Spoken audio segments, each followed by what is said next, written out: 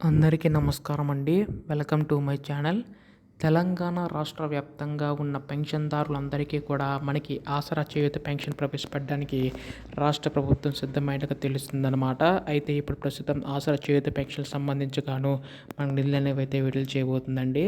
అయితే ఈ యొక్క నిధులు అనేవి ఎప్పుడు విడుదల చేస్తారో, సో మనకి ఈ యొక్క పెన్షన్ ఎప్పుడు అందిస్తారు అన్న దానిపై ఈ వీడియోలో పూర్తి సమాచారం అంతా కూడా తెలుసుకుందాం. సో పెన్షన్దారులందరూ కూడా వీడియో అయితే చివరి వరకు అయితే చూడండి.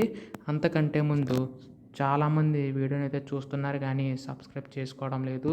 మీరు కనుక సబ్స్క్రైబ్ చేసుకుంటే నేను పెట్టే ప్రతి చిన్న లేటెస్ట్ అప్డేట్ కూడా మీరు ఎప్పటికప్పుడు మిస్ కాకుండా తెలుసుకోగలుగుతారండి. అందుకోసం వెంటనే ఛానల్ అయితే సబ్స్క్రైబ్ చేసుకోండి. అలాగే వీడియోకి అయితే లైక్ చేయండి. దీని ద్వారా మరికొంతమందికి సమాచారం అయితే అందుతుంది. ఇంకా ఆలస్యం చేయకుండా వీడియోలోకి అయితే వెళ్ళిపోదాం. సో ప్రస్తుతం రాష్ట్ర ప్రభుత్వం మనకి ఆసరా చేయూత పెన్షన్కి సంబంధించి నిధులు అనేవి అయితే విడుదల చేయబోతుందండి.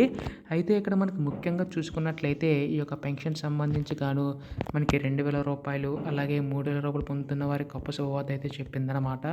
సో 2,000 రూపాయలు పొందిన 4,000 రూపాయలు, 3,000 రూపాయలు పొందిన 6,000 రూపాయల వరకు పెంచి ఇచ్చే అవకాశం ఉందండి రాష్ట్ర ప్రభుత్వం అయితే.